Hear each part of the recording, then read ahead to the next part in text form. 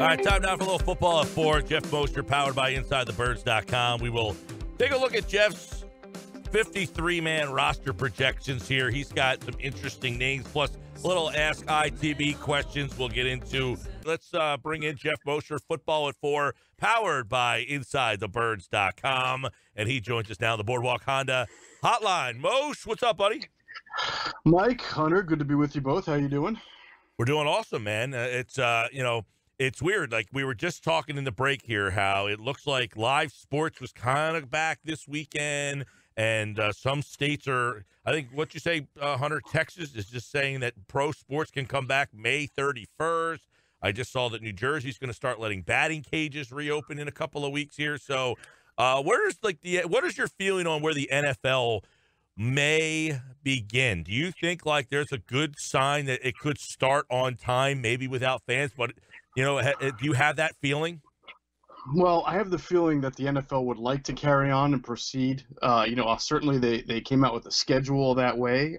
The only thing right now that's been different is that the camps have been virtual for a lot of teams. I think the Saints were a team that completely canceled all of their camps, even virtually, because they just felt it wasn't working. I know the Eagles have had some trouble. When I checked in a couple of weeks ago, I mean, it was right after the draft, and they had an influx of all these rookies and new free agents and rookie free agents and more people than obviously your rosters are enormous at this point of the year. So it's kind of hard to get everybody on the same page from, a Zoom vantage point and just making sure everyone has the technology and the emails and knowing where they're supposed to be. But even with that, I think that the NFL is trying to carry on, and I think that the NFL is probably wisely using other sports, Mike, as you mentioned, as a barometer for what they will and won't be able to do. Baseball, I think, is going to be the first of the major ones, right, to try to attempt to come back here in the next few weeks, and we'll have to see how it goes. It's tough for anyone to say definitively that once a sport proceeds and carries on, it's back for good. I think a lot of this is hope and trust and faith, but without any clear-cut answers on the virus itself and a cure or a vaccine ready right now. I think a lot of these measures that you see leagues are taking are what I would consider the best that they can do based on their planning. But what results remains to be seen. All right, with that, I don't know how much this affects, putting this roster together. These back-end rookies, these undrafted guys, they seem to like this undrafted class. So before we jump into your 53-man roster, we look at how much of an effect this is going to have on the undrafted guys, the lower draft choices. Yeah, it's a really good question. It's something that Adam Kaplan and I have been talking about a lot on the Inside the Birds podcast, that this happens to be a rookie free agent class that the Eagles really, really like. And, last year, 2 rookie free agents, if I'm correct, made the 53-man roster, and that was T.J. Edwards and Nate Herbig. And Edwards is a guy who I believe, whether it's special teams or defense, played all 16 games last year, which you don't see a lot out of rookie free agents. So just to have 2 make the roster and one play a pretty prominent role as a rookie on a team is good. And this year's class, when I looked into it, I know that the Eagles, personnel people, coaches, they like some of these guys even more so. So, when I did my 53-man roster, I tried to keep that in mind, but I also tried to keep in mind that all of them, whether they're rookie free agents or even draft picks, are going to be behind the 8 ball compared to classes in the past. And that doesn't mean per se that they can't have an impact. If you remember Miles Sanders last year, guys, I mean, he missed pretty much every single OTA that there was because he had hurt himself in the rookie camps with the hamstrings, but he was able to obviously acclimate quickly enough to be ready for the start of the season and then really take off as the season went on. So, I think if training camp really does go off as they hope it will and start as they hope it will, then there'll probably be a good chance that some of these rookie free agents really get to showcase what they can do. If not, it's going to be tough on them.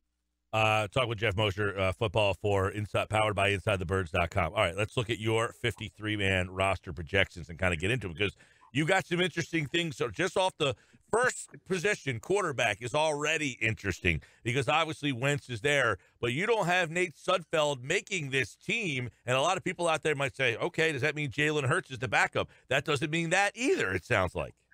No, I don't think Jaylen Hurts will be the number 2 quarterback this year unless he's so much more advanced than people thought he was, that he's going to earn that. I think he'll be the number 3 quarterback, and they'll figure out ways to get him on the field and use him. You know, we've talked about that as far as being creative with the offense and having a second passer on the field at the same time. But if you're an organization that talks about the development of the quarterbacks, you are quarterback developers, if I believe that's the way they phrased it, right? Then I don't understand the point of having 4 quarterbacks on the roster. If you had both McCown and Nate Sudfeld, well, then obviously McCown's your backup. I mean, you're not going to have Nate Sudfeld being your backup over Josh McCown, right? So if McCown's your backup, let's say they sign him or a different veteran free agent like a Flacco or somebody else, then you're going to want Jaylen Hurts to be the guy who runs the scout team, the look team they call it, in practice, you know, and get as many reps as possible. You don't want Jaylen Hurts splitting reps with Nate Sudfeld on the scout team. That's how are you developing Jaylen Hurts quickly enough to be your backup quarterback if you're doing that? So even from a financial standpoint, to me, it doesn't make sense. Only $500,000 of Sudfeld's contract is guaranteed, so you can save money by cutting Nate Sudfeld. So I really don't see the purpose of having 4 quarterbacks unless we get back into the COVID issue and you're feeling that Carson Wentz and Josh McCown are, well, one guy has been hurt, Carson, McCown's older, and that you're really only 1 or 2 quarterback injuries away from Jaylen Hurts being your starting quarterback, and you really don't want that. And in that scenario, you feel like you need Nate Sudfeld because Hurts wouldn't be ready. But you're really thinking 2 steps ahead in that regard.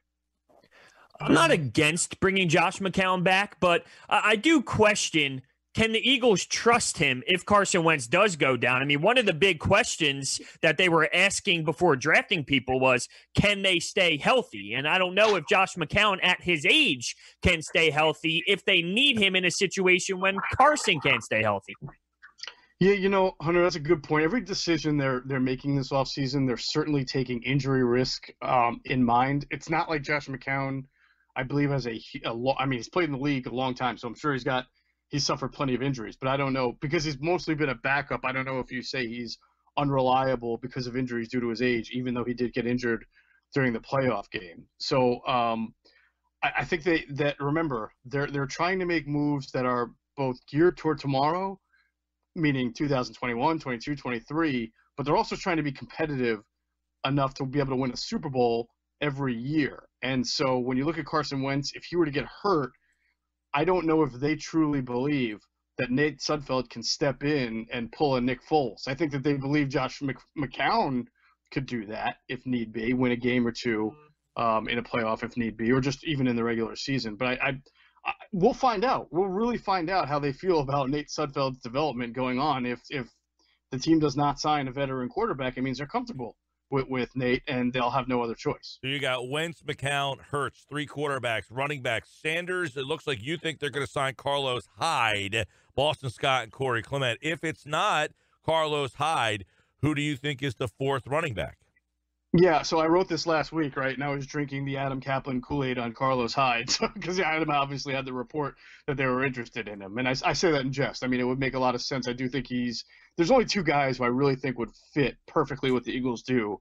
Carlos Hyde being one. He has experience in not only a West Coast offense, but even a Shanahan-like offense. And remember that, you know, Rich Scangarello is now part of the Eagles coaching staff, and he came from the Shanahan tree. And then the other would be Devontae Freeman, who just has, you know, when healthy, he's a good runner, he's a good ball receiver, he's a good blocker, a decent blocker, not great. Everybody remembers the Super Bowl where he blew one, and it helped fuel the New England comeback. But I just think he fits the offense really well. So I wrote Carlos Hyde, but you can just write veteran running back there. So Miles Sanders, Boston Scott, veteran running back. And then I put Corey Clement on there, Adam, Hunter and Mike. But that's where I probably am starting to second-guess myself, because I do know how fond, again, they are of some rookie free agents. And if a guy like Killen can make the team, I know he's got a lot of speed. I mean, I feel like Corey Clement should not be etched in stone. I mean, he obviously came back on a 1-year deal. They let him go out in free agency. He didn't get a bite. He came back. But, there's Elijah Holyfield, Adrian Killins, Mike Warren out of Cincinnati. We know the Eagles' history of, hitting on players from Cincinnati. So I think there's a really good competition there. But I factored in the lack of the preseasons, and I gave Corey Clement here the benefit of the doubt. I feel I am very intrigued with Boston Scott's role. And, I just wonder how they are going to utilize him next year and if he's going to take a significant jump in his career and be even more of a factor than he was last year, which is saying a lot because I thought he added a lot to this roster. So how do you think Doug Peterson is going to utilize him? And I guess that kind of goes with how do you think Boston Scott is going to develop for this upcoming season? Yeah, Boston Scott was one of those guys, Hunter, who played really well when called upon last year in December and had to step up, kind of like Greg Ward at wide receiver. But when you step back and look at the big picture, you understand that they're just better suited for certain roles. And I don't know that, Boston Scott is really the ideal number 2, for this team. I think that if you look at his skill set, you say, wow, he's a little bit like Darren Sproles in that he can catch the ball, he's fast, he's herky-jerky, he can do a lot of different things. And over the last few years, Sproles was your number 3 running back / returner. So I think number 3 running back is a good role for Boston Scott, at least going into the year, guys. And if he continues to develop and you really like what you see, then he can always be elevated to number 2. I mean, even over the veteran that they might sign or not sign. So the opportunity – this is what's great about running back. Behind Miles Sanders, I think there's a whole bunch of opportunities for anybody who wants to step up and seize it. But I'm sure from a front office thinking, from a coaching staff thinking, when they look at Boston Scott, his size, his pedigree, what he brings to the table, they feel that right now he's the ideal number 3. Geoff Mosher, Football 4, powered by InsideTheBirds.com, looking at his 53-man roster predictions. Wide receiver, Jackson, Rieger, Ortega-Whiteside, and then you got, I guess, Greg Ward is in there. And then I guess it's up in the air. I mean, because obviously you drafted Hightower, you traded for Goodwin, Quez Watkins. So I guess those guys might all be like 3 guys battling for 2 spots, or you look like you have 6 receivers making the team. So it looked like it would be 3 guys really battling for 2 spots there. And then, of course, this isn't even counting some of these guys who had been here last year, Robert Davis, Josh Perkins, those kind of guys. Right, and again, they're all emphasis on speed this offseason, especially perimeter speed. Probably hurts guys who were even on the team last year, like Robert Davis and the other guy, Deontay Burnett, people who were kind of plugging holes last year that don't bring a lot of downfield presence to them. Is Wendell? I think not Wendell. Shelton Gibson still on the roster too. So be interesting to see what he can do in his next go around. But you're right, the top 4 I believe are entrenched, and that would be Deshaun Jackson, Jalen Reagor, J.J. Arcega-Whiteside, and Greg Ward. It's just the next 2 spots. Goodwin is a guy they traded for. He's a veteran. They don't have a lot of veterans other than Deshaun, especially with Alshon Jeffrey on PUP. That doesn't guarantee him anything, but I think at least it gives him, if he can stay healthy, a leg up. And John Hightower is a guy that was drafted in the 5th round. Some people felt he could be anywhere from 3rd to 4th in a different draft, so you give him the benefit of the doubt right now. But I agree. I think it's, you could put Goodwin, you could put Hightower, you could put the 6th-round pick, Quez Watkins, and again, there are a few wide receivers that they signed as rookie free agents that if one of them dazzles, and, I think Adam mentioned when he was on with you last week, Manasseh Bailey, or maybe Andrew did. He's a guy from Morgan State that can really fly, that they really like, so he'll be kind of in that competition to leg out. Special teams, that's always big for the last 2 spots, so if any one of these guys can really prove themselves on special teams, they can earn themselves a roster spot. If you said J.J. Arcega-Whiteside had to come in being better in one area, what would you say is the most important to his game? Oh, that's a good one. I think, it would be easy, Hunter, to say, well, catching the ball because he had some drop issues last year, but I think that just stood out because they were at critical moments. For me, it would be route running. I feel like he was really, and I don't know if that's an extension of not understanding the offense or, as he has talked about, being in so much pain and needing treatment throughout the week that he just wasn't what he should have been from a physical standpoint. But I felt like last year a lot of his problems were just not precise route running, and now that's when you don't have elite speed and he doesn't. You need to learn how to stack corners by using your footwork, using the cornerback's leverage against him, technique. And I think he needs to emphasize all of that this offseason and come back ready, knowing the playbook and doing what he did at Stanford, which was, getting open not through speed, but using his body, contested catches, being a better route runner, and so forth. Football forward, Geoff Mosher, powered by Inside the Birds. Let's look at the next position is tight end. Andrew was on with us last week. He only has two. You only have two, Ertz and Goddard. That's it. Do they even have another intriguing prospect at that position? I know they brought back Alex Ellis, who was in and out of the team last year a little bit. Perkins is there. There was I think a rookie free agent, Noah Togai, if I'm pronouncing that correctly. I don't think that this is a position that once you get by the first two, that you're finding a whole lot of depth at, and that's why even last year they brought back Richard Rodgers. It didn't work out just like they had done the year before. It wouldn't shock me if they're still looking for that third tight end to be a blocking tight end, or someone who can come in and play the role that Rodgers did play when he was healthy. It wasn't much, but he actually did play an effective role as an inline tight end. So if there's one out there or one gets cut at the end of camp, it wouldn't shock me if the Eagles look to bring that person in. But then that's usually after the final 53, right? That's your waiver claim.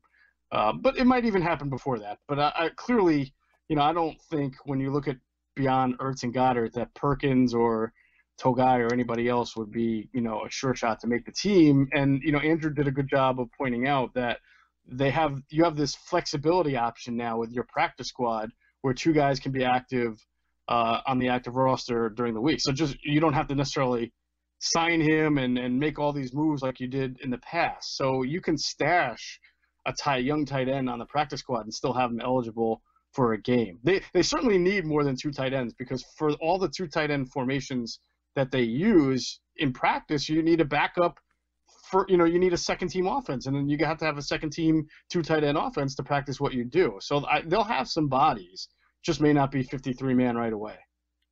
Gil and I bicker back and forth about this, and you kind of brought it up. They do run a lot of 12 personnel, and I think they run 12 personnel because they want to do that. And I'm curious your thoughts. Do they run it because that's the personnel that they have and that's what they have on their roster, or do they run that because they choose to go with that?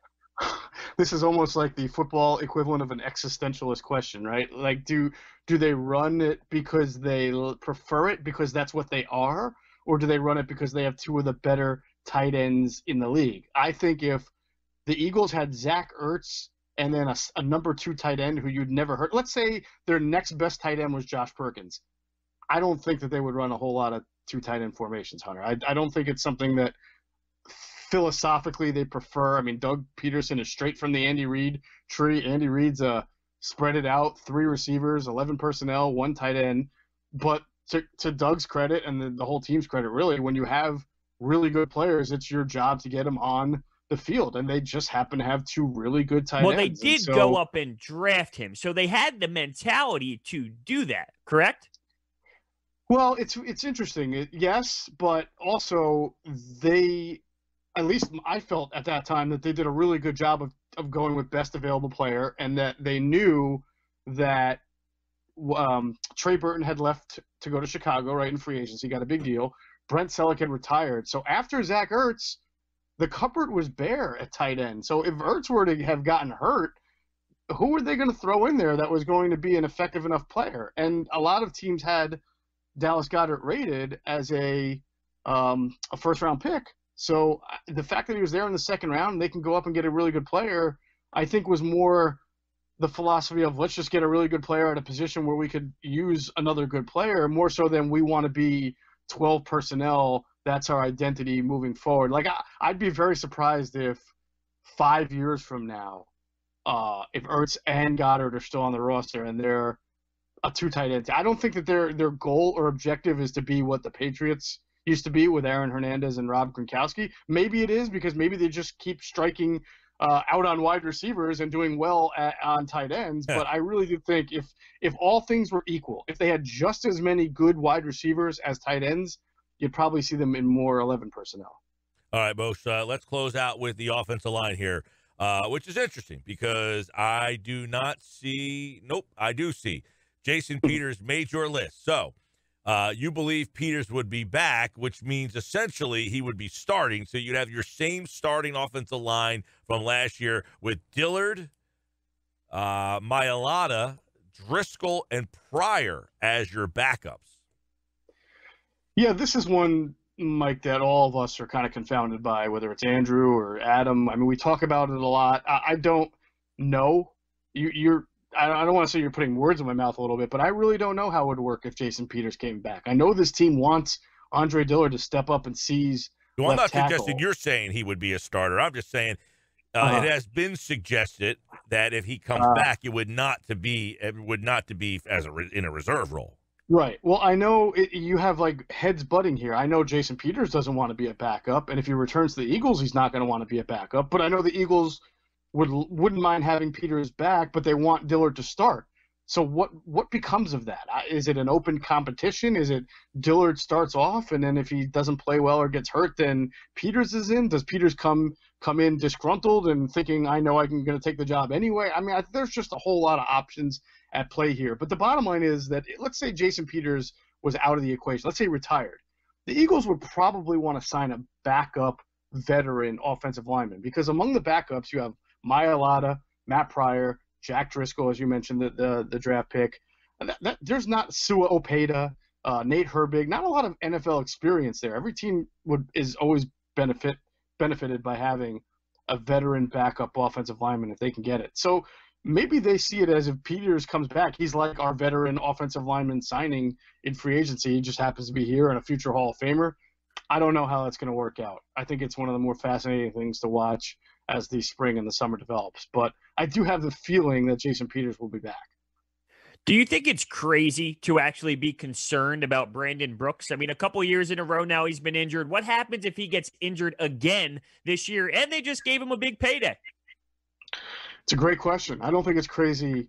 Honestly, I don't think it's crazy to be worried about injury concerns for anybody, especially on the Eagles last few years. I mean, everybody they've had has basically gotten hurt. Now he is, I believe he just turned 30, right? Yeah, no, he turned 30 earlier, and he'll be 31 in August, Brandon Brooks. So by the time the season starts, he'll be 31. As you mentioned, he had the Achilles injury. He's had some other injuries. I think his price tag, we talked about this in Inside the Birds last week. His cap hit, I think, doubles or triples as it goes up. So this is why I think the Eagles have been very wise over the last few years to draft offensive linemen, whether it's Pryor, whether it's Mailata, whether it's Tego Wanago and Jack Driscoll here, is because you're eventually going to have to make some difficult roster decisions in the next year or two to comply with the salary cap, and you need young, cost-efficient, cheap labor, as we call it in the NFL. You need your draft picks to come in and play and take those jobs. So we'll see. If Brandon Brooks plays out of his mind, if he's an all-pro again this coming year, then you're going to figure out a way to make sure that you pay him the money and keep him on the team. But if there's slippage, if there's injury again, if there's doubt about what he is going past 2020, well, that's why you've got Matt Pryor and Jack Driscoll and Nate Herbig and some of these guys you drafted, because you're going to have to make a difficult decision. All right, that's Geoff Mosher from InsideTheBirds.com. His 53-man offense. Jeff will be back on Wednesday. We'll flip over to his defensive side of the ball because there's some really interesting conversations to be had on that list as well. It is Football at 4, powered by Inside the Birds, here every day, 4 o'clock on the Sports Bash. We talk Eagles, NFL, only on 97.3 ESPN. All right, pal, we'll talk to you Wednesday. All right, Mike and Hunter, have a good one. Yeah, man. And Geoff Mosher, like all guests, appeared via the Boardwalk Honda hotline. There you go. As we broke down the offensive side, we'll do the defensive side of the ball when he's back on Wednesday.